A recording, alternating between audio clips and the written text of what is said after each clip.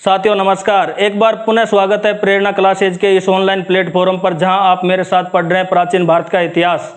प्राचीन भारत के इतिहास में हमारा जो टॉपिक चल रहा है वो है मगध साम्राज्य का उत्कर्ष। इससे पहले के वीडियो में हमने देखा कि मगध के उत्कर्ष के कारण क्या रहे।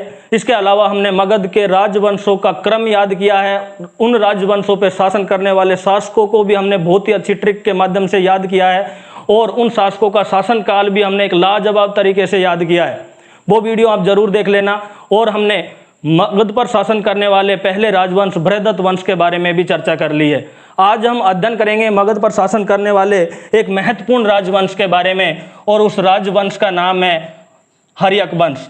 दोस्तों, हर्यक वंश को लेकर के पुराण एवं बौद्ध ग्रंथों में मतभेद है। जहाँ एक और महाभारत और पुराण हर्यक वंश से पहले बृहदत्त वंश को रखते हैं, वहीं बौद्ध व जैन ग्रंथ हर्यक वंश को मगध का प्रथम राजवंश मानते हैं। हर्यक वंश को भारतीय इतिहास में पितृहंता वंश के नाम से जाना जाता है। पितृहंता वंश के नाम से भी हर्यक वंश को ही जाना जाता है, क्योंकि हर्यक वंश के जो शासक होते हैं वो अपने पिता की हत्या करके गद्दी हथियाते हैं या राजा बनते हैं, इसीलिए इन्हें पितृहंता वंश के नाम से भी जाना जाता है। हर्यक वंश का जो समय होता है वो होता है 544 बीसी से लेकर के 412 बीसी तक, अर्थात 412 ईसा पूर्व तक इनका शासन रहता है। हर्यक वंश का जो संस्थापक या हर्यक वंश का जो प्रथम शासक होता है उसका नाम है बिंबिसार। हर्यक वंश का प्रथम शासक उसका नाम है बिंबिसार। और बिंबिसार के बारे में हम पहले सामान्य सी चर्चा करेंगे, अर्थात सामान्य सी जानकारी प्राप्त करेंगे। तो सामान्य जानकारी में आपको याद रखना कि बिंबिसार हर्यक वंश का संस्थापक माना जाता है। तो बिंबिसार को हर्यक वंश का संस्थापक माना जाता है। इसके अलावा बात करें तो इसे ही मगध साम्राज्य का, किसका, मगध साम्राज्य का वास्तविक संस्थापक भी माना जाता है। तो मगध साम्राज्य का वास्तविक संस्थापक कौन है, ऐसा अगर प्रश्न आता है तो वो है बिंबिसार, वास्तविक संस्थापक। इसके बाद में बात करते हैं कि बिंबिसार का उपनाम भी मिलता है, उपनाम। और उपनाम में आपको याद रखना कि बिंबिसार को श्रेणिक उपनाम से जाना जाता है। क्या नाम से जाना जाता है? श्रेणिक। और श्रेणिक उपनाम जैन ग्रंथों में मिलता है। अच्छी तरह ध्यान रखना कि जैन ग्रंथों में बिंबिसार को क्या कहा जाता है, तो श्रेणिक कहा जाता है। जबकि अगर हम बात करें कि बौद्ध ग्रंथों में इसे श्रोणिक कहा जाता है। इसका श्रोणिक नाम भी मिलता है। और श्रोणिक नाम कहाँ मिलता है, तो याद रखना आप, बौद्ध ग्रंथों में मिलता है, बौद्ध ग्रंथों में मिलता है। तो यहाँ पे याद करना आसान है। जैन में आ की मात्रा नहीं है जय के साथ में, और श्रेणिक में भी आ की नहीं है, और श्रोणिक में आ की मात्रा है, और बौद्ध में भी आ की मात्रा है। ऐसे करके आप याद रख लेना, ये इनका उपनाम है। इनके बाद में अगर हम बात करें तो इनके पिता के नाम को लेकर के इतिहास में मतभेद है। इनके पिता के नाम को लेकर के इतिहास में मतभेद है। सबसे पहले बात करते हैं कि एक इतिहासकार है जिसका नाम है टर्नर महोदय। टर्नर महोदय वो कहते हैं कि ये भट्टिय का पुत्र था। किसका पुत्र था? भट्टिय नामक सामंत का पुत्र था। इसके बाद में हम बात करें तो मत्स्य पुराण में इनके पिता का नाम मिलता है क्षेत्रोजस। क्षेत्रोजस मिलता है। और उसके बाद में एक ग्रंथ है जिसका नाम है दीपवंश। दीपवंश। और दीपवंश में इनके पिता को बोधिश कहा गया है। क्या कहा गया है? बोधिश कहा गया है। ऐसे याद रखना आप, दीपवंश में इनके पिता का नाम बोधिश मिलता है, जबकि तिब्बती अनुश्रुतियों में बिंबिसार के पिता का नाम मिलता है महापद्म। तो ये कुछ इनके पिता के नाम है। इसके बाद में बिंबिसार के साम्राज्य विस्तार के बारे में हम चर्चा करेंगे। तो बिंबिसार के ने साम्राज्य विस्तार के लिए कौन कौन सी नीति अपनाई? साम्राज्य विस्तार के लिए बिंबिसार ही वह पहला शासक था जिन्होंने भारतीय इतिहास में वैवाहिक संबंधों के आधार पर यूरोप के हैब्सबर्ग साम्राज्य की तरह वैवाहिक संबंधों के आधार पर अपने साम्राज्य का विस्तार किया, और ये कहते हैं डॉक्टर राय चौधरी। इसके बाद में हम बात करें कि साम्राज्य विस्तार के लिए इन्होंने जो नीति अपनाई वो 3 महत्वपूर्ण नीतियां हैं। 3 नीतियों का इन्होंने पालन किया, 3 नीतियों का पालन किया। उन 3 नीतियों को हम बारी बारी से यहाँ पे अध्ययन करेंगे। सबसे पहली जो नीति रहेगी वो है वैवाहिक संबंधों द्वारा साम्राज्य का विस्तार। वैवाहिक संबंधों द्वारा साम्राज्य विस्तार। और वैवाहिक संबंधों के द्वारा साम्राज्य विस्तार में ये 3 शादियां करता है। कितनी शादी करेगा? 3 शादियां करता है महत्वपूर्ण, उनके बारे में चर्चा करेंगे। तो ये वैवाहिक संबंधों के द्वारा अपने राज्य का विस्तार करेगा, और ये साम्राज्य विस्तार के लिए पहले वैवाहिक संबंधों द्वारा, उसके बाद में अगली जो इनकी नीति आती है दूसरी नंबर की, वो है मित्र नीति। मित्र नीति अर्थात हम ये कहें कि मित्र बना करके अपने साम्राज्य का विस्तार किया, ये इनकी दूसरी नीति आएगी। और इसकी जो तीसरी नीति आएगी वो है युद्ध नीति। कौन सी आएगी? युद्ध नीति। तो युद्ध के द्वारा साम्राज्य का विस्तार किया। इन नीतियों के बारे में हम विस्तृत चर्चा करें उससे पहले हमें थोड़ा सा यहाँ पे समझना है। आपको याद रखना है कि यहाँ पे अंग है, अंग। अंग के पश्चिम में अगर हम बात करें तो मगध है, मगध। और मगध के उत्तर में बात करें तो बज्जी संघ अर्थात लिच्छवी है, लिच्छवी। इसी प्रकार मगध के पश्चिम में काशी, और इधर लिच्छवी के पश्चिम में मगध के उत्तर में अर्थात उत्तर पश्चिम में मगध के कौशल है।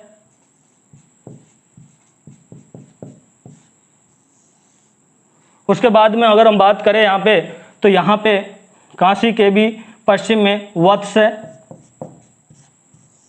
हम बिंबिसार के समय की राजनीतिक स्थिति का अध्ययन कर रहे हैं। इसके बाद में यहाँ पे दक्षिण में अवंती है,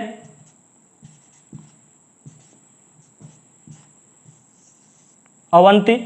और हम इधर बात करेंगे तो यहाँ पे कुरु है, ये कुरु महाजनपद। और उसके बाद में यहाँ हम बात करेंगे तो यहाँ पे गंधार महाजनपद है। अब इनके महत्वपूर्ण शासकों के बारे में अगर हम बात करें कि लिच्छवी पर शासन कर रहा होता है इस समय राजा चेटक, लिच्छवी गणराज्य का शासक चेटक होता है। मगध साम्राज्य पर आपको पता ही है बिंबिसार होता है। इसके बाद में यहाँ पे अवंती पे जो शासन कर रहा होता है उसका नाम है चंड प्रदोत, चंड प्रदोत, जो प्रदोत वंश का है। तो चंड प्रदोत यहाँ का शासक होता है। वत्स पर उस समय शासक होता है उदयन, और गांधार पर उस समय शासक होता है बिंबिसार के समय, उसका नाम है पुष्कर सारिन। इसे पक्कू साकी भी बोलते हैं। तो ये पुष्कर सारिन याद रख लेना, नाम याद रहने में आसान रहेगा। अब सबसे पहले इस साम्राज्य विस्तार के लिए आपको एक कहानी याद रखनी है।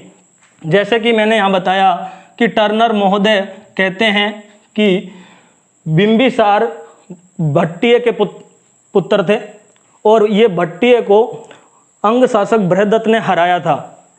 टर्नर महोदय के अनुसार बिंबिसार भट्टिय का पुत्र था। इस भट्टिय को अंग शासक ने हराया था। और आप याद रखना कि ये जो हार हुई है किसकी? भट्टिय की, वो छल कपट द्वारा हुई है। तो छल कपट द्वारा किसको हरा दिया? भट्टिय को। किसने? ब्रह्मदत्त ने। और भट्टिय इस अपमान को कभी नहीं भुला सका। भट्टिय ने खुद में इतनी ताकत नहीं थी कि वह अंग का या ब्रह्मदत्त का सामना कर सके, इसीलिए उसने अपने पुत्र का लालन पालन इसी प्रकार से किया। और उसके दिमाग में हमेशा एक बात फिक्स कर दी कि आपको क्या करना है? राजा बनना है। राजा बनने के बाद में बृहदत्त से अपने पिता की पराजय का या अपमान का बदला लेना है। तो आप याद रखना कि जैसे ही बिंबिसार मगध का शासक बनेगा, सबसे पहले वो क्या करेगा, अंग पर आक्रमण करेगा। तो इसी क्रम में आप याद रखना कि बिंबिसार शासक बन जाता है और बिंबिसार का एक सलाहकार होता है, सलाहकार, उसका नाम होता है सुनिधि। क्या नाम होता है, सुनिधि।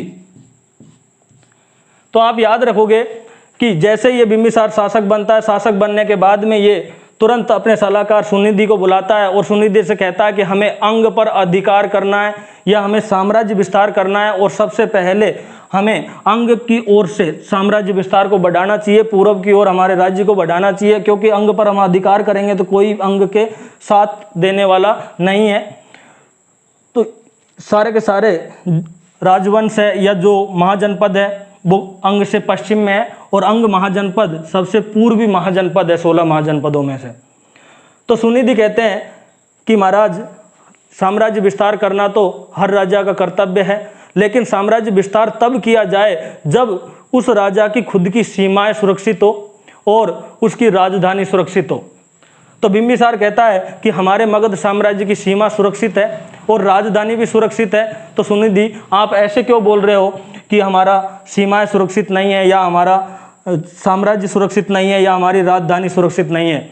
तो सुनिधि कहते हैं कि क्षमा चाहता हूँ महाराज, परंतु आपसे मैं बहुत दिनों से एक बात कहना चाह रहा था, पर आप नए नए राजा बने हो, इसीलिए मैंने सोचा कि महाराज को कुछ राज का आनंद लेने दो, राज भोगने दो, उसके बाद बताऊंगा कि हमारी तो राजधानी सुरक्षित नहीं है।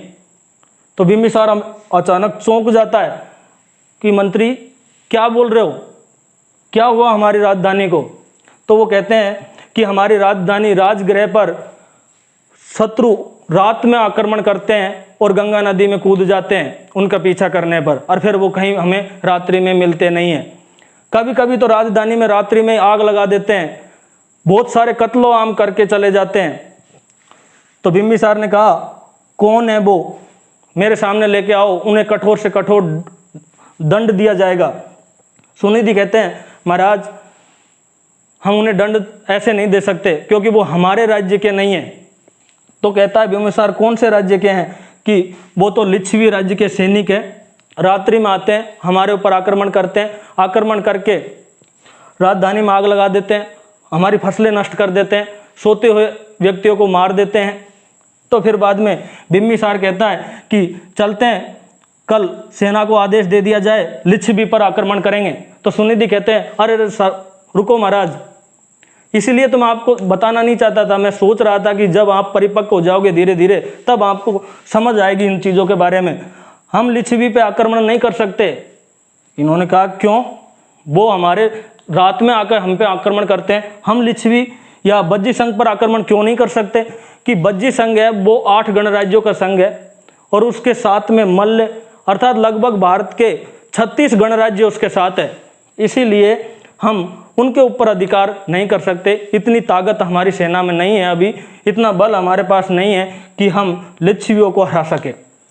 तो बिंबिसार कहते हैं हरा नहीं सकते कि नहीं हरा सकते, तो फिर क्या करें, कि आप ही बताओ क्या करें, युद्ध नहीं करे तो सुनिधि कहते हैं महाराज कोई ऐसा वो निकाला जाए जिससे मतलब लिच्छवी हमारे ऊपर आक्रमण भी ना करे और हम युद्ध भी ना करें। तो बिंबिसार कहता है कि दूत भेज दो राजा चेटक के यहाँ और उस दूत से कह दो कि लिच्छवियों से शादी करके बिंबिसार अपने आप को गौरवान्वित महसूस करेगा। तो दूत भेजा गया, चेटक की राजसभा में दूत जाता है और चेटक से कहता है कि बिंबिसार आपके साथ वैवाहिक संबंध स्थापित करके अपने आप को धन्य समझेगा या अपने आप को बहुत ही खुश नसीब समझेगा कि उनके लिच्छवियों के साथ उनका संबंध हुआ। राजा चेटक की प्रशंसा सुनता है और अपनी पुत्री का विवाह कर देता है, किसके साथ, बिंबिसार के साथ। तो चेटक की पुत्री का विवाह होगा। तो नंबर 1 वैवाहिक संबंध बिंबिसार का किसके साथ, चेटक की पुत्री के साथ, लिच्छवियों के साथ। उसके बाद में सुनिधि शादी हो जाती है और सुनिधि को वो बुलाता है कि अब हम सुरक्षित है या नहीं है, अब तो अंग पर अधिकार कर सकते हैं ना। सुनिधि कहते हैं महाराज अब भी हम अंग पर अधिकार नहीं कर सकते। अरे यारो, लिच्छवी पर हमने मित्र बना लिए, अब क्या दिक्कत है, अब तो अंग को हम आसानी से जीत लेंगे। तो ये कहते हैं कि वत्स पर वर्तमान में उदयन शासन कर रहा है। उदयन से पहले वैदेही राज या वैदेही पुत्र जो उदयन का पिता था उनका शासन था और उन्होंने अंग पर विजय प्राप्त की थी और वर्तमान में बृहदत्त है वो उन्हीं की कृपा से वहां पर शासन कर रहा है। जैसे ही हम बृहदत्त को हराएंगे वैसे ही वत्स या उदयन हमारे ऊपर आक्रमण कर देगा। फिर बिंबिसार कहते हैं कि चलो हम वत्स को ही हरा लेते हैं, कि वत्स को हराएंगे तो बीच में काशी आएगी, हम काशी होके कैसे जाएंगे वत्स से लड़ाई लड़ने के लिए। तो फिर बिंबिसार कहते हैं हम काशी को ही जीत लेते हैं। अरे महाराज रुको, हम काशी को भी जीत नहीं सकते। क्यों? क्योंकि काशी तो कौशल के अधीन है, काशी तो कौशल के अधीन है। तो फिर बाद में तो हम बिंबिसार कहते हैं हम कौशल को जीत लेते हैं। तो फिर सुनिधि कहते हैं अरे महाराज रुको, इतने ज़्यादा तावले मत हो, आप तो बहुत ज़्यादा उतावले हो रहे हो, ऐसे नहीं जीत सकते। कौशल का वर्तमान में शासक है वो है प्रसेनजित, इक्ष्वाकु वंश का शासक यहाँ पे प्रसेनजित शासन कर रहा है। और प्रसेनजित को वर्तमान में हराया नहीं जा सकता, वो बहुत ही शक्तिशाली है।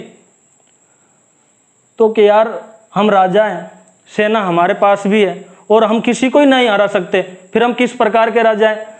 उन्होंने कहा महाराज एक समय ऐसा आएगा कि संपूर्ण भारतवर्ष हमारे अधीन होगा, परंतु समय की प्रतीक्षा की जाए। नहीं, मैं इतनी समय की प्रतीक्षा नहीं कर सकता, क्योंकि उसके मन में चल रहा था ना पिता की हार का बदला लेना है, पराजय का, अंग को जीतना है।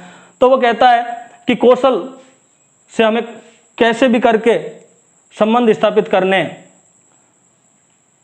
तो सुनिधि कहता है कौशल से संबंध स्थापित कर लेते हैं, उसके बाद में हम आराम से अंग को जीत सकते हैं। तो बिंबिसार कहता है उनको हराया तो जा नहीं सकता, तो भेज दो दूत।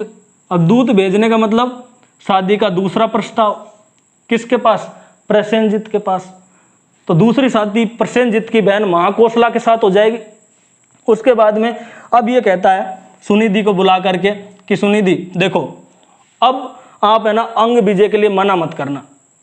यार राजा मैं हूं क्या आप हो? मैं हर बार आपका सम्मान रखने के लिए बुलाता हूं और आपसे कहता हूं कि आक्रमण कर लेते हैं और आप मना कर देते हैं। तो सुनिधि अब भी कहते हैं महाराज अब भी आप आक्रमण नहीं कर सकते। अब की बार बिंबिसार कहता है कि यार आपका अंग के साथ कोई संबंध तो नहीं है। तो कहता है क्षमा चाहता हूँ महाराज। सुनिधि बोलता है मेरा अंग से ऐसा कोई संबंध नहीं है, मेरा कर्तव्य है, मैं आपका सलाहकार हूँ, आपको अच्छी सलाह प्रोवाइड करवाना। अब तो कारण बता। अब अंग पे हम विजय प्राप्त करेंगे, बीच में यहाँ पे वत्स अगर इधर आएगा तो यहाँ पे मेरा साला है प्रसेनजित, वो उन्हें आगे नहीं बढ़ने देगा और हम आराम से अंग विजय प्राप्त कर लेंगे। तो वो कहता है कि अभी एक और, आपका तो यहाँ साला है परंतु उदयन चंड प्रदोत का अब क्या बन चुका है? दामाद बन चुका है, दामाद बन चुका है। अर्थात चंड प्रदोत ने अपनी पुत्री की शादी उदयन से कर दी। तो अब चंड प्रदोत कहाँ से ले आए आप? वो तो दक्षिण में है ना अवंती। महाराज चंड प्रदोत बहुत दिनों से काशी पर अधिकार करना चाहता था, लेकिन कौशल से युद्ध करने की उसमें हिम्मत नहीं हो रही थी, वह था। अब काशी को हमारे अधीन आ गई इस शादी के बाद में प्रसेनजित की बहन कौशला से। तो अगर हमने अंग पर अधिकार किया तो चंड प्रदोत काशी पर अधिकार करेगा और इधर से आपका साला अगर आएगा आपकी सहायता के लिए तो इधर से उसका दामाद उदयन आ जाएगा। बिंबिसार कहता है सुनिधि बात तो सही है तेरी यार, तेरे में दिमाग है जब तो तेरे को सलाहकार नियुक्त किया हुआ है, पर अब बता ऐसे करते हैं चंड प्रदोत पे ही आक्रमण कर देते हैं। अरे महाराज आक्रमण ही आक्रमण, थोड़ा रुको तो सही, चंड प्रदोत पर आक्रमण मत करो। तो क्या करें? दूत भेज देते हैं। अरे साहब दूत भी नहीं भेज सकते। क्यों? इन दोनों के पास दूत भेजे ना, मित्र बना लिए, इसके पास ही भेजते हैं। महाराज मैं ये 100% क्लियर कर देता हूं आपको कि आपका दूत खाली हाथ आएगा, चंड प्रदोत आपके साथ शादी विवाह स्थापित नहीं करेंगे। क्यों नहीं करेंगे? कि पहली बात तो आप वैदिक संस्कृति के भाग नहीं हो और वैदिक परंपरा के विरुद्ध अवंती के शासक आपके साथ वैवाहिक संबंध स्थापित नहीं करेंगे। तो क्या किया जाए? युद्ध में हरा नहीं सकते, इसके अलावा दूत भेजेंगे, शादी विवाह नहीं कर सकते, तो मित्र बना लेते हैं कि महाराज आपको पता है ये आपके मित्र भी नहीं बनेगा, अर्थात दूत भी कैंसिल और मित्रता भी कैंसिल, ये मित्र भी नहीं बन सकता। यार क्यों नहीं बन सकता? कि इसलिए नहीं बन सकता कि आपको एक बार पता है कि गांधार के एक शासक है जिसका नाम पुष्कर सारिन है, कि हाँ वो तो पता है, वो तो मेरा बहुत अच्छा मित्र है। तो पुष्कर सारिन आपका क्या है? मेरा मित्र। तो बिंबिसार का ये क्या है? मित्र। मित्रता कैसे हुई आपकी? कि मित्रता ऐसे हुई कि उन्होंने एक बार मेरे दरबार में दूत भेजा था। क्या भेजा था? राजदूत भेजा था। महाराज आपको पता है राजदूत क्यों भेजा था? कि हाँ पता है ना, उन्होंने ऐसे कहलवाया था कि मैं पुष्कर सारिन गांधार से अवंती नरेश चंड प्रदोत पर आक्रमण करूंगा, उस समय आप चंड प्रदोत की सहायता मत करना। तो इसीलिए चंड प्रदोत आपसे शत्रुता रखता है और वो समझता है कि आपने ही पुष्कर सारिन को अवंती पर आक्रमण करने के लिए उस्काया था या बुलाया था। अब चंड प्रदोत के बारे में इतनी जानकारी के बाद बिंबिसार कहता है चलो ये बात तो सही है, पर अब बताओ जब वो उदयन से अपनी को दामाद बना सकता है तो मुझे दामाद बनाने में क्या दिक्कत है? मेरा जैसा कम उम्र का राजा कहाँ मिलेगा उसे? तो ये कहता है कि उदयन को उन्होंने दामाद ऐसे नहीं बनाया, वो उनकी मजबूरी थी। क्या मजबूरी थी?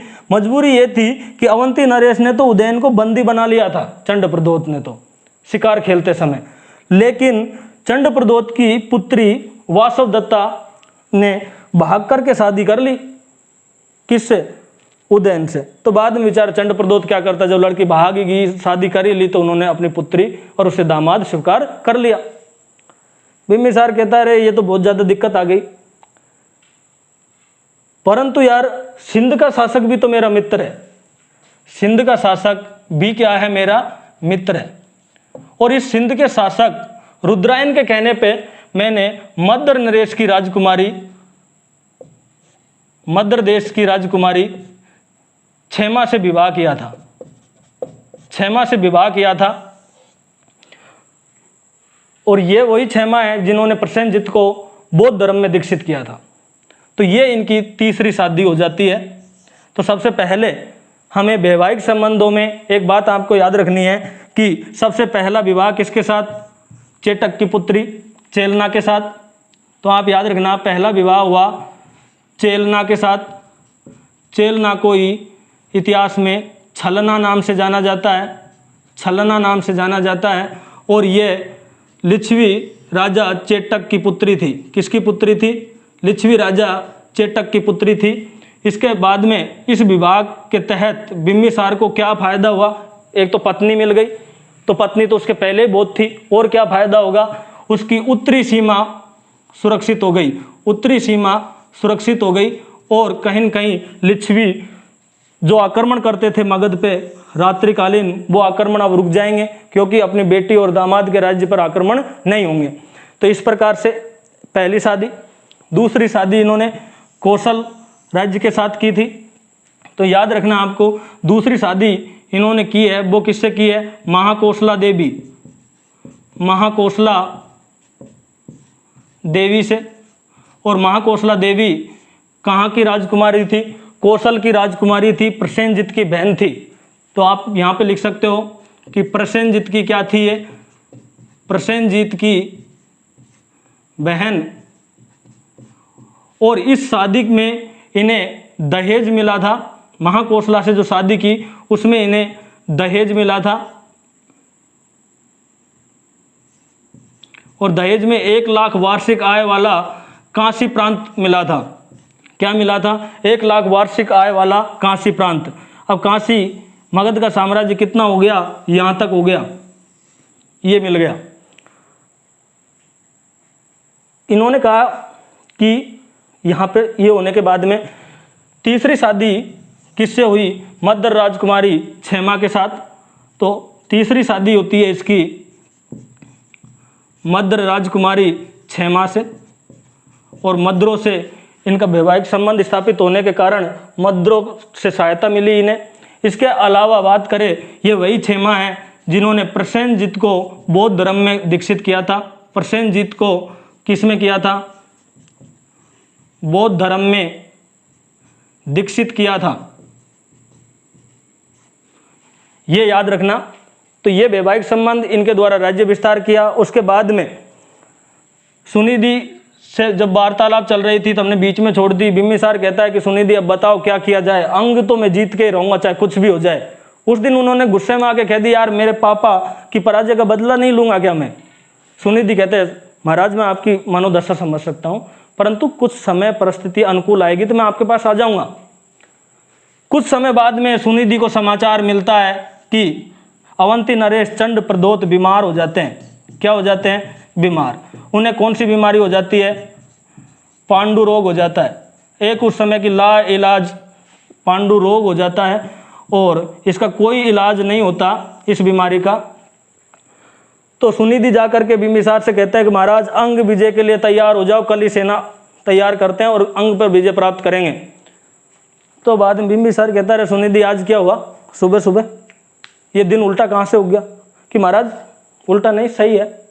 अब अंग पर विजय प्राप्त करना आसान है कि वो चंड प्रदोत का क्या हुआ, वो आएगा ना काशी पर अधिकार करने और फिर उसका दामाद आएगा इधर से उदयन। महाराज बहुत अच्छा समाचार ये है कि चंड प्रदोत बीमार है और मरने वाला है। अब हम आसानी से अंग को हरा सकते हैं। बिम्बिसार कहता है कि हम अंग पर विजय की तैयारी बाद में करेंगे, पहले आप ऐसे करो, राजवैद्य जीवक को अवंती जाने के लिए तैयारी का आदेश दे दिया जाए और जीवक से कह दिया जाए कि चंड प्रदोत का इलाज करना है, पर उसे ये बताना नहीं है कि किसने भेजा है। सुनिधि कहते रहे, महाराज इतने दिन से अंग विजय मेरा माथा खा गए यहाँ पे, और आज जब मौका मिला तो जो सबसे तगड़ा दुश्मन है उसी का इलाज करवा रहे हो कि नहीं। देख सुनिधि यार, राजा तो मैं ही हूँ, मेरी भी कोई बात माननी चाहिए यार। हर बात में मैं आपको बुलाता हूँ, आपका सम्मान करता हूँ, पर यह बात आपको माननी होगी कि चंड प्रदोत मेरा प्रबल शत्रु है और वो मर गया तो मेरा क्या होगा फिर बाद में। मेरा जो राज्य का विस्तार हुआ है वो एक शत्रु के कारण हुआ है, अंग के कारण। और अब अंग को तो मैं आसानी से जीत ही लूंगा, परंतु ये शत्रु रहेगा तो मैं और भी ज्यादा विस्तार कर सकता हूँ। सुनिधि ने कहा, महाराज बात तो सही है आपकी, पर मेरे को रात में नींद नहीं आएगी, आप मुझे बताओ, सही बताओ कारण क्या है। उन्होंने कहा कि बस आप इतना समझ लो कि जीवक ने अगर चंड प्रदोत का इलाज कर दिया तो चंड प्रदोत का जीवन भर का इलाज हो जाएगा, अर्थात अवंती का जीवन भर का इलाज हो जाएगा मगध के साथ। महाराज समझा नहीं कैसे? कि देखो चंड प्रदोत अगर बीमार है, मृत्यु हो जाती तो कोई न कोई और शासक बनेगा और वो नया होगा, युवा होगा, और चंड प्रदोत से भी ज्यादा शक्तिशाली हो सकता है वो सीधा ही मगध पे ही आक्रमण कर दे। तो सोचो कि इससे बढ़िया समय है क्या, चंड प्रदोत को बचा लेते हैं और उसके बाद उसे पता लगेगा तो वो अपना मित्र बन ही जाएगा। कि महाराज कोशिश करने में तो कोई बुराई नहीं है, आपकी आपकी बात नहीं मानूंगा, आपने इतना ही बोल दिया कि राजा मैं हूँ और आपकी बात है तो कोई बात नहीं, भेजते हैं। अब यहाँ पे मित्र नीति में आपने 2-3 चीज देखी। एक तो गांधार नरेश पुष्कर सारिन के बारे में बात आई, वो बिम्बिसार का मित्र। एक सिंध नरेश भी बिम्बिसार का मित्र। तो आपको इनके मित्रों की संख्या में थोड़ा सा ऐसे याद रखना है कि इनके मित्रों में एक है गांधार नरेश, उसका नाम है पुष्कर सारिन या पुक्कू साकी भी नाम मिलता है, एक इनका ये मित्र। दूसरा है सिंध का शासक रुद्रायन, ये भी इनका मित्र था। और इसके बाद में अगला जो मित्र हो जाता है वो है अवंती नरेश चंड प्रदोत। और मित्र क्यों बनता है कि राजवैद्य जीवक को भेजते हैं और जीवक इनका जाके इलाज कर देता है। तो राजवैद्य जीवक इनका क्या करता है, बीमारी का इलाज। तो जीवक को भेजते हैं, और जीवक किसके दरबार में था, ये बात आप अच्छी तरह याद रखना कि जीवक इन्हीं के दरबार में था। किन की बात कर रहा हूं मैं, बिम्बिसार का। इसके अलावा युद्ध नीति पे आते हैं। अब क्या करता है, इसके बाद में मगध जब ये इलाज करने जाता है, चंड प्रदोत जब सही हो जाता है तो वो जीवक से पूछता है कि भाई आप कौन हो। कि महाराज मैं तो एक साधारण सा वैद्य हूँ और मुझे पता लगा कि आप बीमार, तो मैंने सोचा इलाज कर देता हूँ। उन्होंने कहा कि मैं एक राजा हूँ और मुझे पता है आपके चाल ढाल और आपको देख के, आपके पहनावा, आपके खाना पीना, बैठने की स्टाइल को देख के पता लग रहा है कि आप कोई साधारण वैद्य नहीं हो।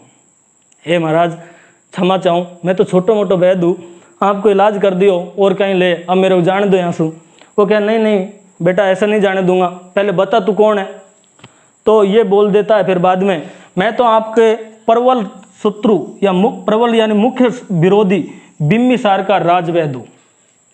चंड प्रदोत कि बिम्बिसार का, उन्होंने मुझे मरवाने के लिए भेजा होगा यहाँ पे, और तूने सही कर दिया, तेरे को तो दंड देगा वो। कि महाराज ऐसा नहीं, जब हमारे राजा को ये पता लगा कि उनका प्रबल शत्रु चंड प्रदोत बीमार है तो वो बहुत दुखी हुए और उन्होंने कहा कि उनकी जाकर के बीमारी का इलाज करना है और बताना भी नहीं है। फिर चंड प्रदोत ने कहा कि महाराज से जाके बोल देना, आज तक उन्होंने चंड प्रदोत की शत्रुता देखी है, अब आगे मित्रता भी देखना। और बिम्बिसार का जो सुनिधि से कहा है कि जिंदगी भर का इलाज वो यहाँ हो गया, और अब चंड प्रदोत मित्र बन गया। और जीवक कौन था? वैद्य, जिसने किसका इलाज किया था? वैद्य या चिकित्सक था जिन्होंने इलाज किया था किसका? चंड प्रदोत का। चंड प्रदोत कौन सी बीमारी थी? पांडु रोग से पीड़ित थे, एक तरह से पीलिया रोग था। ऐसे आप याद रख लेना। इसके बाद में आती है अब युद्ध नीति। थोड़ा सा युद्ध नीति में देखें तो चंड प्रदोत के मित्र बनने के तुरंत बाद ही बिम्बिसार किस पर अधिकार करता है? अंग पर। तो बिम्बिसार ने एकमात्र विजय की थी अपने जीवन में, कौन सी? अंग पर। तो युद्ध नीति में इन्होंने अंग को जीता। किसको जीता? अंग को जीता।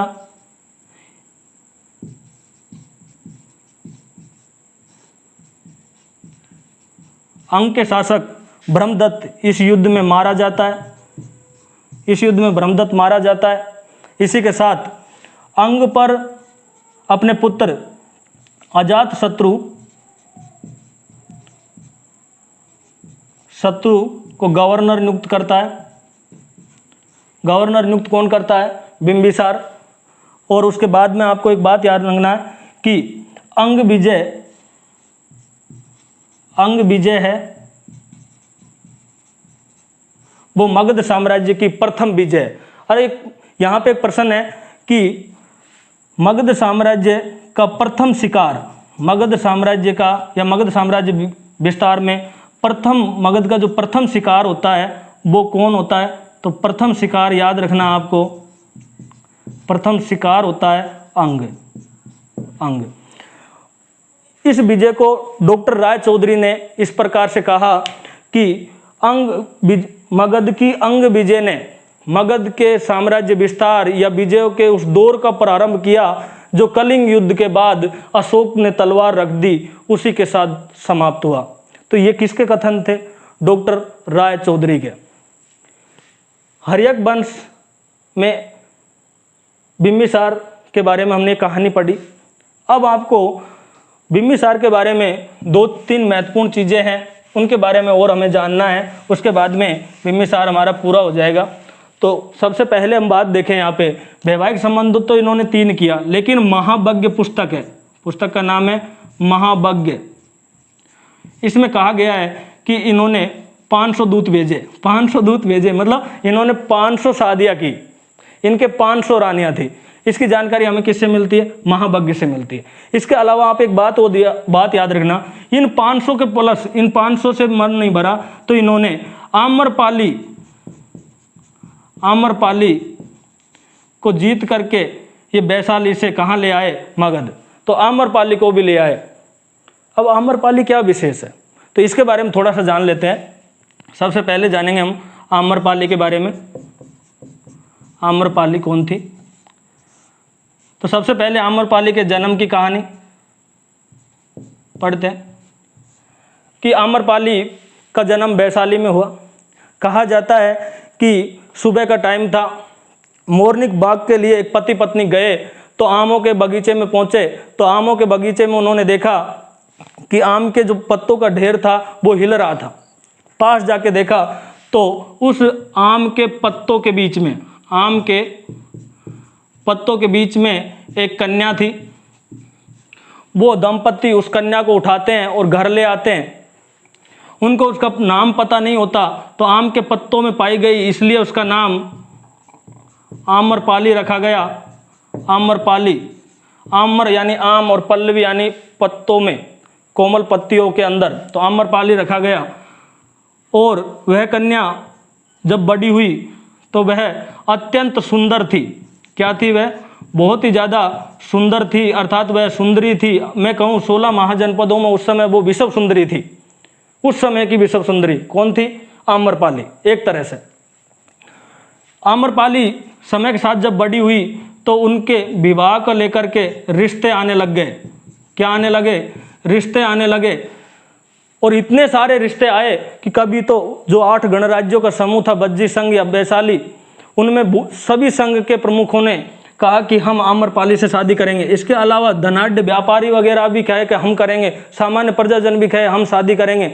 और बज्जी संघ में जब तक फूट नहीं पड़ सकती थी, जब तक वो हिलमिल कर रहे और कोई भी प्रजा दुखी नहीं रहे, बुद्ध ने ये भविष्यवाणी की थी कि जब तक आप हिलमिल कर रहोगे, एक दूसरे को ठेस नहीं पहुंचाओगे, आप पर कोई विजय प्राप्त नहीं कर सकता। तो आम्रपाली का लालन पालन करने वाली दंपत्ति राजा के पास पहुंचती है, राजा से कहती है कि ये समस्या है, इस लड़की को क्या करें, बहुत सारे रिश्ते आ रहे हैं, किसके साथ शादी करें महाराज? एक के साथ शादी कर दे, दूसरा सेना लेके आ जाएगा। राज्य में बज्जी संघ में भेद होने की आशंका है इसको लेकर के। तो कहा जाता है कि उन्होंने वैशाली में सभा बुलाई। क्या बुलाई? सभा। और वैशाली में जो सभा होती गणराज्यों की, वो एक कुट्टागारशाला नामक स्थान पर होती। तो वैशाली में सभा होती थी, उस सभा कहाँ होती थी? कुट्टागारशाला में। तो उस कुट्टागारशाला में सभा में एक फैसला लिया गया, फैसला कि इस कन्या से सभी शादी करना चाहते हैं, इसीलिए इसे नगर वधू बना दिया जाए। नगर वधू बना दिया जाए। नगर वधू का मतलब है गणिका बना दिया जाए। गणिका अर्थात पूरे नगर की पत्नी बना दिया जाए। जिसके पास पैसे होंगे वो इसे खरीद लेगा, अर्थात इसे वेश्या घोषित कर दी गई। और जो पैसों के बल पर इसे कोई भी अपनी पत्नी बना सकता था कुछ समय के लिए।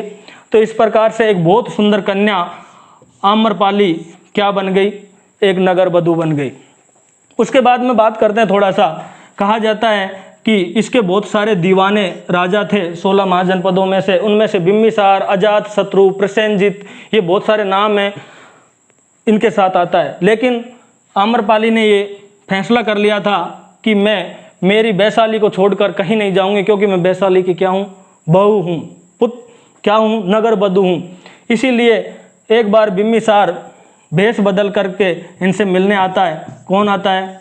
बिम्बिसार एक बार इनसे मिलने आता है भेष बदल करके।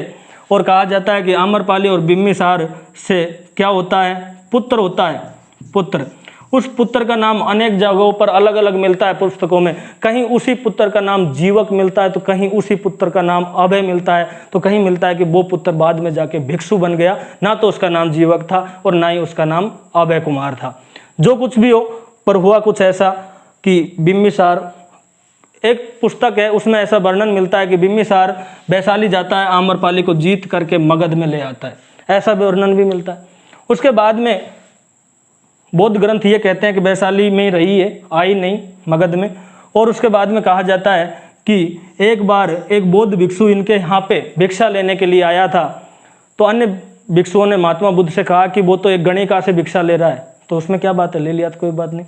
जब वो भिक्षु आए तो बुद्ध ने पूछा कि क्या हुआ? कि महाराज मैं तो भिक्षा लेने गया था, आपने कहा भिक्षा किसी से भी ले लेना, तो मुझे क्या पता वो गणिका है क्या है, मेरे को तो भिक्षा चाहिए थी, भिक्षा लेके मैं आ गया। कि बहुत अच्छा काम किया। क्या कहा उसने? उसने कहा कि 4 वर्ष जो आप विश्राम करते हो, 4 माह जो आप विश्राम करोगे तो आप मेरे घर करना। वो अत्यधिक सुंदर था। तो कहा जाता है कि वो भिक्षु 4 माह तक रहता है। कहाँ पे? वैशाली के अर्थात आम्रपाली के घर में। और आम्रपाली उसे रिझाने की कोशिश करती है, कभी कम कपड़े पहन करके, कभी मतलब कैसे, कभी मतलब सेंट वगैरह लगा के XYZ कैसे भी, कभी टकरा जाती उससे ऐसे। लेकिन आम्रपाली के बस में नहीं आता 4 माह तक बौद्ध भिक्षु। तो फिर आम्रपाली भगवान बुद्ध के पास जाती है और उनसे कहती है कि मुझे भी आप अपने संग में शामिल कर लो। और बाद में कहा जाता है कि आम्रपाली को बौद्ध संघ में दीक्षित कर लिया जाता है। बौद्ध संघ में दीक्षित कर लिया जाता है, अर्थात वो भिक्षुणी बन जाती है।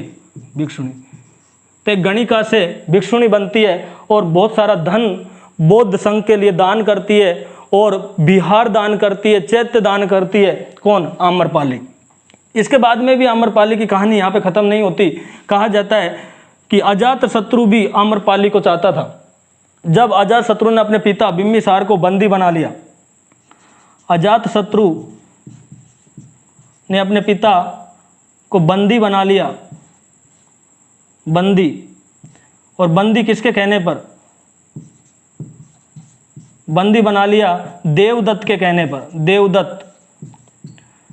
देवदत्त बौद्ध का विरोधी था और बौद्ध आम्रपाली वगैरह की जो घटनाएं हुई उससे ये भड़काता रहता था अजातशत्रु को। देख तेरा बाप बौद्ध के पास जाता है, देख तेरे बाप आम्रपाली को तू चाहता है और वही तेरे पापा ने उनसे एक पुत्र हो गया। ऐसे तो अजातशत्रु ने अपने पिता को बंदी बना लिया। कहा जाता है कि बाद में बिंबिसार की कैद में ही क्या हो जाती है? बंदी जीवन में उनकी मृत्यु हो जाती है। और यहाँ पे चेलना है, बेदई वासनी नाम से चेलना कोई जाना जाता है जब बंदी जीवन में बिंबिसार को वो खाना देने के लिए जाती होती है।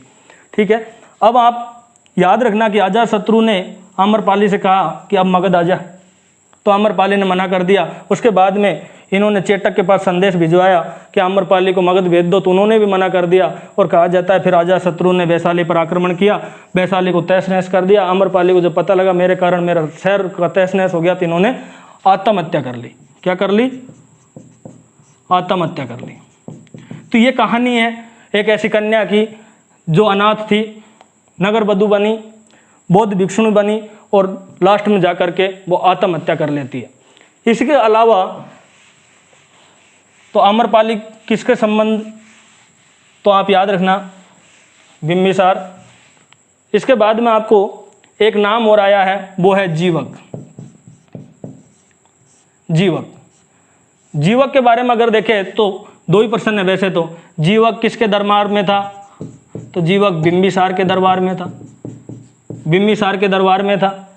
अच्छा, जीवक ने सबसे पहले इलाज किसका किया था? तो महात्मा बुद्ध का इलाज किया। और उसके बाद में महात्मा बुद्ध का वह क्या बन गया? निजी चिकित्सक बन गया। ये बात याद रखना आप। इसके अलावा आपको याद रखना है कि चंड प्रदोत का बीमारी का इलाज करने के लिए अवंती किसे भेजा था? तो जीवक को ही भेजा था। ये याद रखना। अब जीवक के जन्म के बारे में थोड़ी सी कहानी सुन लो। वैसे तो ये वीडियो लंबा हो रहा है कहानियों के चक्कर में, पर फिर भी थोड़े बताओ। जीवक के बारे में वर्णन मिलता है, कहीं कहीं मिलता है कि ये सालवती नामक गणिका का पुत्र था। और कहीं कहीं मिलता है कि यह आम्रपाली नामक गणिका का पुत्र था। ऐसे कहा जाता है कि जन्म के बाद ही जीवक को कचरे के ढेर में फेंक दिया और उस ढेर के पास से ही गुजर रहा था अभय कुमार। और अभय कुमार है वो बिंबिसार का क्या है? एक बहुत ही आज्ञाकारी पुत्र है जो उसकी सहायता करता है चंड प्रदोत से। जब वो अवंती पर आक्रमण कर रहा होता है, अवंती नहीं, यहाँ पे जब वो विजयों के साथ वैवाहिक संबंध स्थापित कर रहा होता है, उसी समय अभय कुमार ने चंड प्रदोत मगध पर आक्रमण करता है, या अंग विजय के समय भी वो आक्रमण करता है, लेकिन अभय कुमार रोक लेते हैं। किसको? चंड प्रदोत को। तो वह अभय कुमार इस जीवक नामक बच्चे को उठा करके ले जाता है अपने महल में और उसका लालन पालन करता है। और जब वह बड़ा होता है तो अभय से पूछता है कि तात मेरे माता पिता कौन है? तो अभय कुमार उसे बालक को सब कुछ सच बता देता है कि बेटा देख ऐसे तू मेरे को मिला है, मुझे पता नहीं तेरे माता पिता कौन है।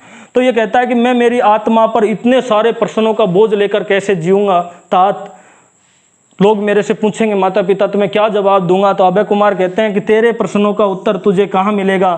तक्षशिला में मिलेगा। तेरे प्रश्नों का उत्तर तुझे तक्षशिला में जाके मिलेगा। तो कहा जाता है कि जीवक को अभय कुमार तक्षशिला भेज देते हैं और जीवक चले जाते हैं कहाँ पे? तक्षशिला। और तक्षशिला में जाकर के ये वहाँ के जो अमात्य होते हैं, तक्षशिला के अमात्य कहाँ चले जाते हैं? तक्षशिला में। और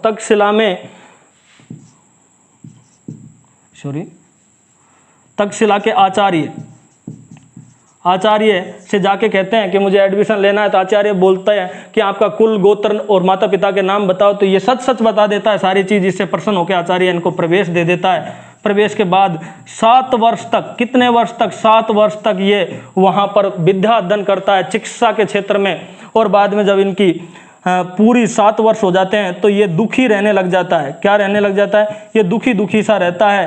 तो आचार्य बोलते हैं कि वत्स तू इतना दुखी क्यों है?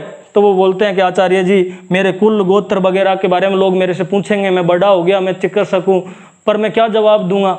लोग मेरे पे इलाज ही नहीं करवाएंगे, कुल गोत्र का नाम पूछ के ऐसे कहेंगे। आप ऐसे करो, आपके पास ही मुझे कोई छोटी मोटी नौकरी दे दो, मैं यहीं रह लूँगा। तो आचार्य कहता है कि वत्स, आपका जो ज्ञान है वही आपकी पहचान बनेगी, वही आपका कुल गोत्र वगैरह सबसे ज़्यादा आपका नाम होगा। और उनकी बात सुन करके जीवक आ जाता है। आकर के वो सबसे पहले बनता है क्या? राजवैद्य। और राजवैद्य कहाँ का बनता है? वो मगध का। और मगध के शासक किसका? बिंबिसार का। उसके बाद में वो निजी वैद्य बनता है। निजी किसका? गौतम बुद्ध का। तो ये है जीवक की कहानी। ये कहानियों के माध्यम से आप अच्छी तरह याद कर लेना। इसके बाद में मैंने अभी बोला कि अजातशत्रु ने हत्या कर दी किसकी? बिंबिसार की। और अगला जो शासक बनेगा उसका नाम होगा अजातशत्रु। तो हम अगले शासक के बारे में पढ़ेंगे, उसका नाम है अजातशत्रु।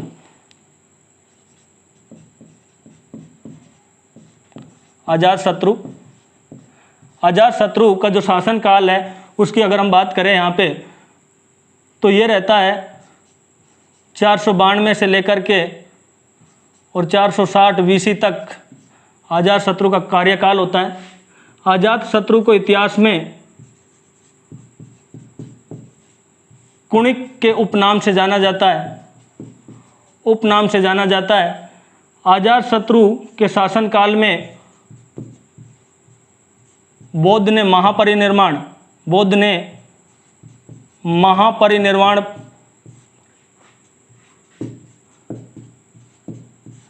प्राप्त किया था।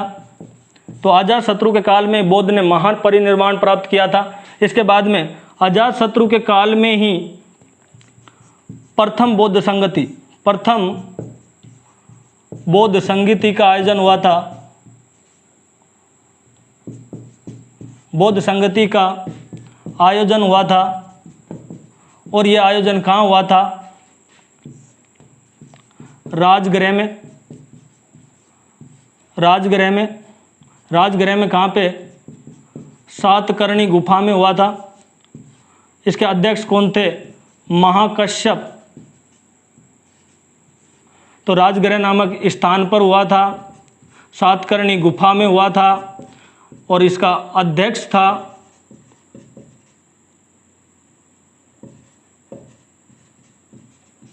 महाकश्यप। और इसमें बौद्ध ग्रंथों का संकलन किया, बौद्ध की शिक्षाओं का संकलन किया। संकलन किसमें किया? विनय पिटक व सुत्त पिटक में। तो इतना आप इसके बारे में याद रखोगे। इसके बाद में अजातशत्रु ने साम्राज्य विस्तार के लिए, किसके लिए? साम्राज्य विस्तार के लिए युद्ध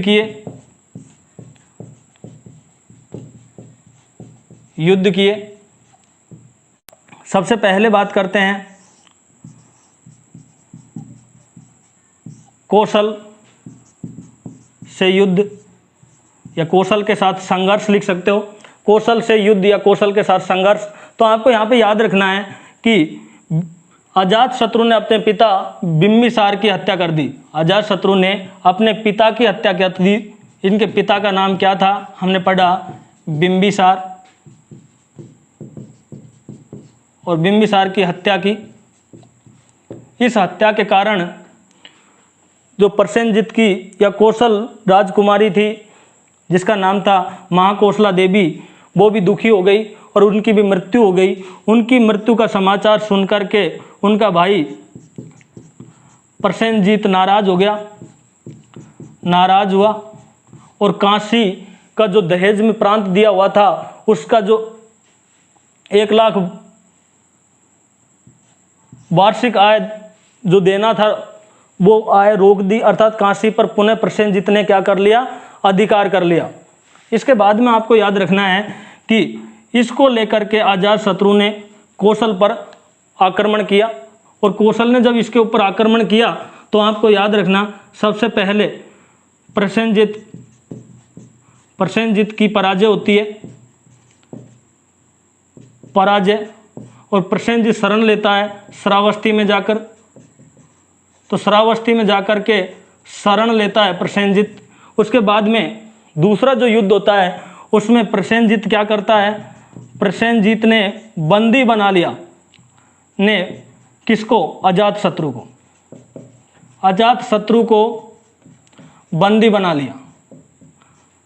लेकिन फिर बाद में विद्वानों ने कहा कि ये तो भांजा है, क्योंकि आप याद रखना कि अजातशत्रु की जो माँ है, माँ या माता, उसको लेकर के भी मतभेद है।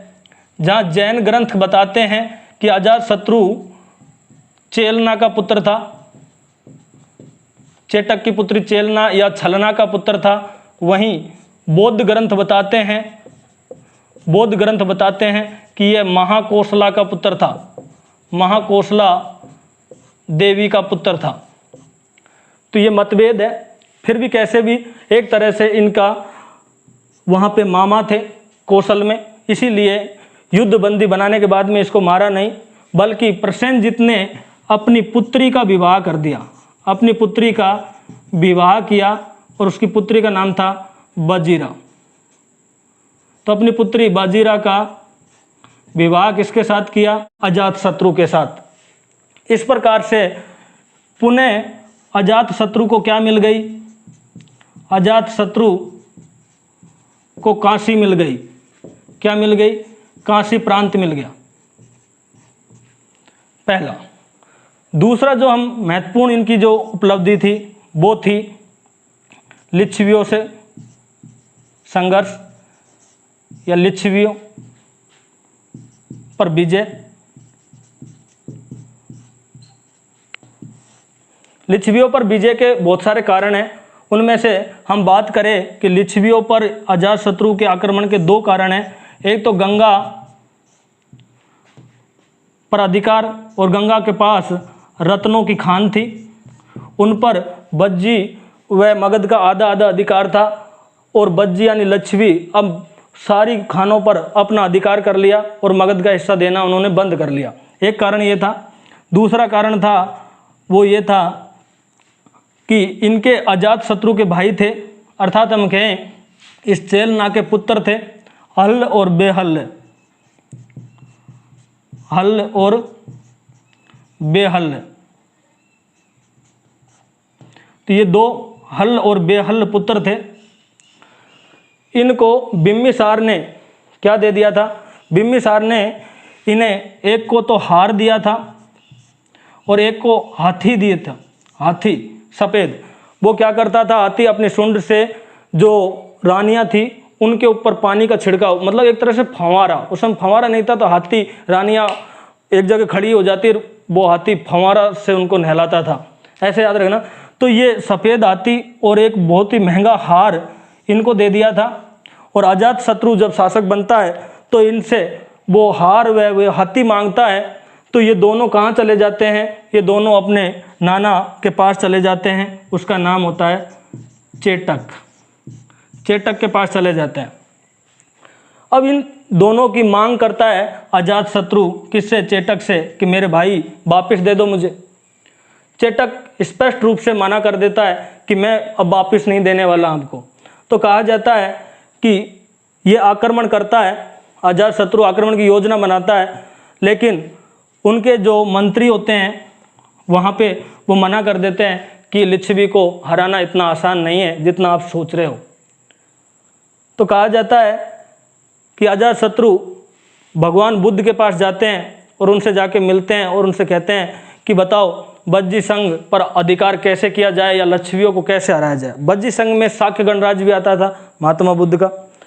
तो इन्होंने बुद्ध ने कहा कि जब तक बज्जी संघ में भेद नहीं होगा, उन्हें भेद से ही हराया जा सकता है।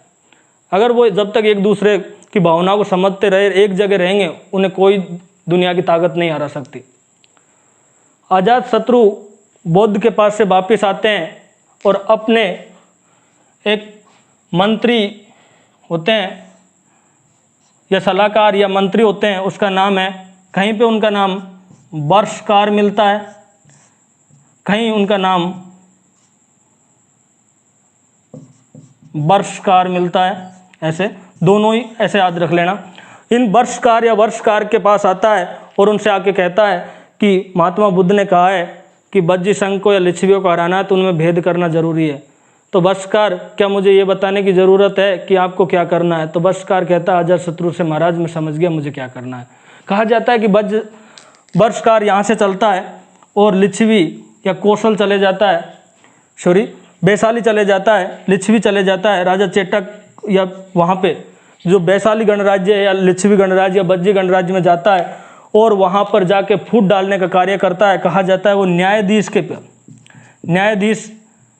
के पद तक पहुँच जाता है, वहाँ पे न्यायाधीश के पद तक पहुँच जाता है और बज्जी संघ में फूट डाल देता है। कहा जाता है कि 2 साल बाद में वर्षकार, जहाँ पे बज्जी संघ या लिच्छवियों की बैठक होती थी, मैंने कहा कुट्टागारशाला, कहाँ पे?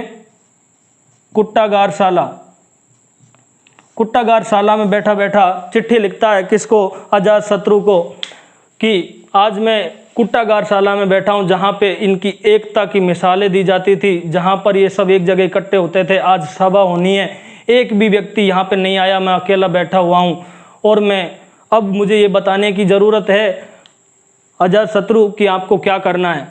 तो अजातशत्रु मुस्कुरा देते हैं चिट्ठी पढ़ने के बाद में, कहते हैं वर्षकार आपको बताने की ज़रूरत नहीं है मुझे क्या करना है, अब मैं जो करना है वो अपने आप ही कर लूँगा। अजातशत्रु सेना लेता है और सेना लेकर के आक्रमण कर देता है लिच्छवियों के ऊपर। इसमें 2 हथियारों का प्रयोग करता है अजातशत्रु। 2 नए हथियार आते हैं, नए अस्त्र शस्त्र आते हैं, अस्त्र शस्त्रों का प्रयोग होता है। एक का नाम है रथ मूसल और एक का नाम है महाशिलाकंठक। तो रथमूसल और महाशिलाकंठक नामक अस्त्र शस्त्रों का प्रयोग कौन करता है? अजातशत्रु।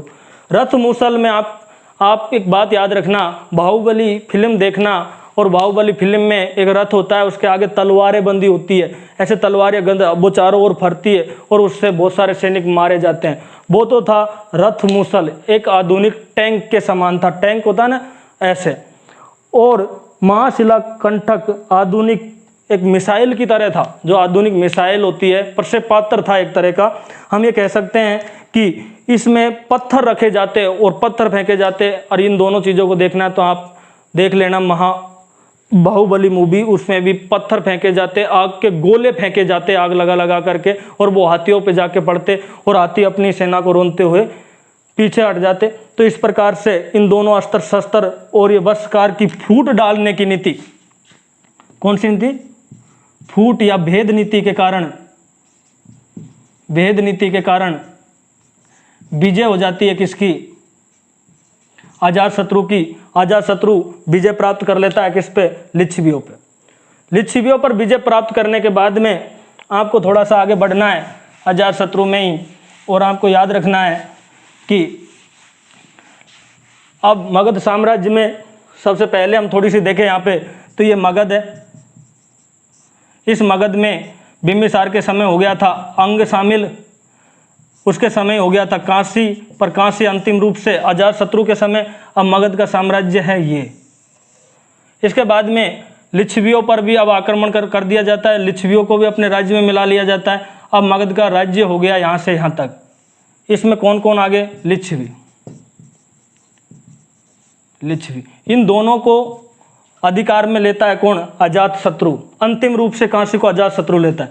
उसके बाद में अगर हम बात देखें तो यहाँ पे भी आपको एक बात याद रखनी है कि काशी जब वापस दहेज में मिल जाती है अजातशत्रु को, कौशल नरेश प्रसेनजित की बाद में हो जाती है मृत्यु, और कौशल नरेश प्रसेनजित की मृत्यु हो जाती है तो उसका पुत्र होता है जिसका नाम विडम्बु होता है, और वो शाक्य गणराज्य पर हमला कर देता है, आक्रमण कर देता है, क्योंकि प्रसेनजीत के साथ धोखा होता है। शाक्य गणराज्य वाले, प्रसेनजीत एक बार कहता है शाक्य गणराज्य से कि मैं आपके साथ वैवाहिक संबंध स्थापित करूंगा। शाक्य गणराज्य प्रसेनजीत से डर जाते हैं, परंतु वो अपनी पुत्री का विवाह नहीं करते और वो अपनी दासी का विवाह कर देते हैं। और जब विडम्बू को इस बात का पता लगता है कि मेरे पिता के साथ अपमान हुआ था, तो उसको बदला लेने के लिए वो शाक्य गणराज्य जाता है, जिसका नाम होता है विडम्बू। और ये विडम्बू जब शाक्य गणराज्य को तहस नहस कर रहा होता है और उसके बाद में ये वापिस आ रहा होता है, तो राप्ती नदी में बाढ़ आती है और पूरी सेना सहित बह जाता है। लोग कहते हैं कि बुद्ध के जन्म स्थान पे या गणराज्य पर हमला किया था, इसलिए मारा गया। और इसके बाद में विडम्बू का कोई उत्तराधिकारी नहीं होता, तो प्रसेनजीत दामाद होता है, बजीरा विडम्बू की बहन होती है, तो प्रसेनजीत कौशल को भी अपने अधीन ले लेता है। तो कौशल भी अधीन आ गया। अब इतना हो गया इनका साम्राज्य। किसकी बात कर रहा हूँ मैं यहाँ पे? अब यहाँ पे बच जाए मल्ल। तो आपको अगली लाइन में याद रखना है कि अजातशत्रु ने अपनी विजयों के क्रम में सबसे पहले काशी को जीता, अर्थात प्रसेनजीत से काशी प्राप्त की। उसके बाद में उन्होंने बज्जी यानी वैशाली को जीता और उसके बाद में उन्होंने मल्लों को भी जीत लिया। तो इस प्रकार से यहाँ पे मल्ल भी अब किसके अधीन आ गए? मगध के अधीन आ गए। इसके बाद में आपको थोड़ा सा याद रखना है कि अजातशत्रु ने उदयन कहाँ का था? वत्स नरेश। काशी के इधर क्या है? वत्स। तो इस वत्स से इन्होंने भी मित्रवत संबंध रखे। उदयन से अजातशत्रु ने अपनी पुत्री पद्मावती का विवाह किया। ये आप याद रख लेना। इसके बाद में आपको याद रखना है कि इन्होंने लिच्छवियों के डर से पाटलिपुत्र ग्राम की किलेबंदी की थी। एक बात आप ये याद रखोगे। इसके बाद में अजातशत्रु में एक और बात याद रखना है कि इन्होंने राजगृह का दुर्गीकरण किया था। और वह भय के कारण किया था। और ये भय किसका था? प्रदोत वंश का। प्रदोत वंश के भय से या चंड प्रदोत के भय से इन्होंने इसका क्या किया था? राजगृह राजधानी का दुर्गीकरण किया था। तो ये अजातशत्रु के बारे में। अजातशत्रु की हत्या की जाती है उसी के पुत्र, इन्होंने अपने पिता की हत्या की, तो इसकी हत्या भी किसके द्वारा की जाती है? तो अजातशत्रु की हत्या की जाती है उसके पुत्र उदयन या उदयीन या उदयभद्र ने। तो अगला शासक हम पढ़ेंगे अजातशत्रु के बाद उदयभद्र या उदयन। अब इसमें कोई ज़्यादा वो नहीं है। अजातशत्रु के बाद में अगला शासक आता है कौन सा? उदयन उदायीन या उदायीन ऐसे नाम मिलता है। इसे उदयभद्र भी मिलता है, इसका नाम उदयभद्र भी मिलता है, ऐसे याद रखेंगे। शासनकाल की बात करें इनका तो आपको याद रखना है 460 से लेकर के 444 BC तक इनका शासन रहता है। बस इसमें एक ही बात याद रखना है कि इसकी माँ का नाम मिलता है, माता का नाम पद्मावती मिलता है, पद्मावती। याद रखना ये जैन धर्म का अनुयायी था,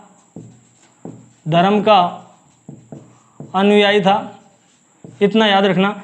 इनका एकमात्र काम है पाटलिपुत्र नगर की स्थापना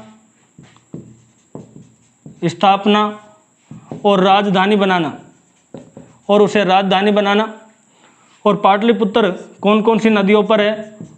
सोन प्लस गंगा प्लस पुनपुन नदियों के संगम पर जल दुर्ग का निर्माण करना। ये उदयन की हत्या उन्हीं के पुत्र अनिरुद्ध द्वारा की जाती है। अनिरुद्ध की हत्या उन्हीं के पुत्र मुंडक द्वारा की जाती है और उसकी हत्या उन्हीं के पुत्र नाग दासक या नाग दर्शक द्वारा की जाती है। यह पितृहंता वंश या हर्यक वंश का अंतिम शासक होता है, अंतिम शासक होता है। और जो दहेज में मिला था कौन सा, देखो यहाँ पे इससे पहले आप याद रखना, पहले अंग विजय की थी, अंग विजय की थी, तो आपको याद रखना कि अजात शत्रु था, अजात शत्रु वह गवर्नर था अंग का, गवर्नर अंग के कौन कौन, अजात शत्रु, उदायन, उसके अलावा अनिरुद्ध, ये सभी गवर्नर होते हैं कहाँ के, राजा बनने से पहले अंग के। इसके बाद में काशी, काशी में आपको इतना याद रखना कि नागदशक की जो हत्या करके अगला वंश शिशुनाग वंश की स्थापना करेगा वो काशी का क्या होगा, गवर्नर। तो कहा जाता है कि काशी मतलब बनारस, बनारस का एक गवर्नर होता है बनारस, और वह उसका नाम होता है शिशुनाग, और शिशुनाग हत्या कर देता है किसकी, नागदशक की, और नए वंश की स्थापना करता है जिसका नाम शिशुनाग वंश होता है। अगर हम बात करें उदयन का शासनकाल ये था, तो इन तीनों का जो शासनकाल रहेगा वो रहेगा 444 बीसी से लेकर 412 बीसी तक इन्होंने शासन किया है। बस आप इतना याद रखोगे। इसके बाद में आपको अगला वंश याद रखना है, वो है शिशुनाग वंश। शिशुनाग वंश में अगला वंश है शिशुनाग वंश। कुछ लोग शिशुनाग को निम्न जाति का मानते हैं, कुछ लोग इन्हें उच्च जाति का मानते हैं। सब हम देखें तो एक तरह से ये उच्च जाति का ही था और क्षत्रिय था, ऐसा हम मान सकते हैं। तो शिशुनाग ने हत्या कर दी किसकी, अंतिम हर्यक वंशीय शासक नागदशक की, नागदर्शक की, और एक नए राजवंश की स्थापना की जिस वंश का नाम आता है शिशुनाग वंश। क्या नाम है, शिशुनाग वंश। तो नागदर्शक की हत्या की किसने, शिशुनाग ने, और 412 में एक नया वंश शिशुनाग वंश की स्थापना करता है। तो वंश का नाम है शिशुनाग वंश, और ये कब तक रहता है, 412 से लेके 344 बीसी तक, 412 से 344 बीसी तक। अब शिशुनाग में आपको याद रखना कि शिशुनाग वंश में शासक होता है कौन, शिशुनाग, और शिशुनाग का जो शासनकाल होता है वो 412 से लेकर के और 394 बीसी तक होता है। शिशुनाग की एकमात्र उपलब्धियों में अगर हम देखें तो इनकी उपलब्धि ये मान लेना आप कि इन्होंने अवंती को हराया था। इन्होंने अवंती के प्रदोत राजा अवंती वर्मन, अवंती वर्धन को हराया, और अवंती को हराते ही अब देखो यहाँ पे मैंने बताया कि यहाँ काशी, यहाँ पे मगध, यहाँ पे अंग, इसके बाद में हम देखें यहाँ पे बज्जी जिसे लक्ष्मी बोलते हैं, बज्जी संघ, इसके बाद में यहाँ मल्ल, यहाँ पे कौशल, और यहाँ पे अवंती, और यहाँ पे वत्स। और याद रखना जब अवंती को हराया था तो अवंती का इन्होंने क्या किया, विलय किया, विलय, और अवंती का विलय किस में कर लिया इन्होंने, मगध में। और यहाँ पे इन्होंने एक और काम किया दूसरा, अवंती का विलय किया मगध में, तो साथ में ही अवंती ने उस समय किस पर अधिकार कर लिया था, वत्स पे। तो इसी विलय के साथ मगध में अवंती का विलय हुआ और अवंती के साथ साथ किसका विलय हो गया, वत्स। वत्स से लड़ाई नहीं लड़नी, तो वत्स का विलय भी किस में हो गया, मगध में। तो शिशुनाग ने अवंती के प्रदोत को हराया और विलय कर लिया अवंती का और वत्स का। किस में विलय हो गया इन दोनों का, अगर हम बात करें इन दोनों का विलय हो गया किस में, मगध में।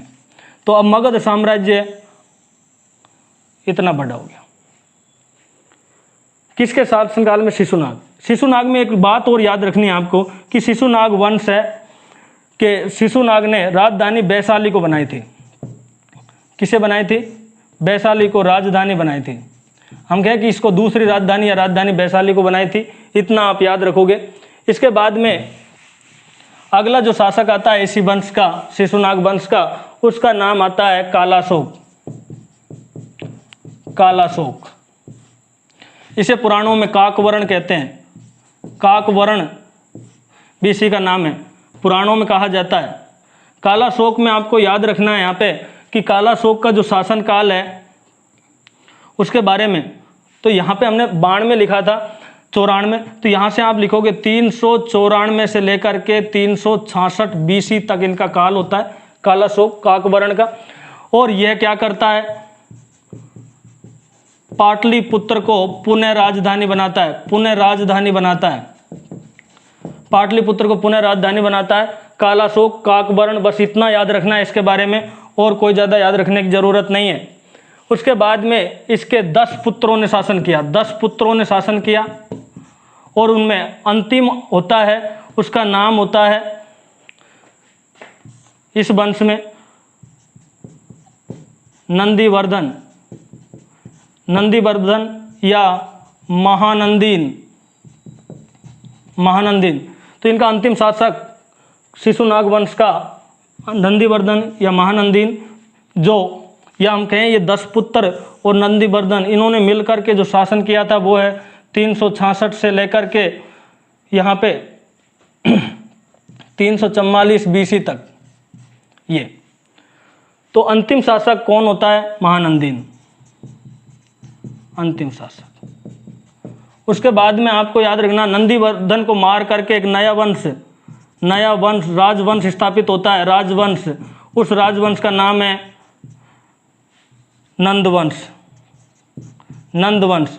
नंदवंश में 9 राजा होते हैं, वैसे 10 राजाओं ने, एक इसके बाद में 9, तो 9 राजाओं ने शासन किया, संभवतः राजाओं ने, इसी कारण इसे नवनंद कहते हैं, नवनंद के नाम से जाना जाता है। नंद वंश में जो शासन करेंगे तो उसमें आपको याद रखना कि इन्होंने टोटल पूरे राजाओं ने 22 साल शासन किया था, 344 से लेकर के 323 BC तक इनका शासन रहता है। इसमें महत्वपूर्ण शासक होता है महापद्मानंद, महापद्मानंद। और महापद्मानंद में आपको याद रखना है कि महापद्मानंद ने एक राट व स्वराट की उपाधि धारण की, उपाधि धारण की।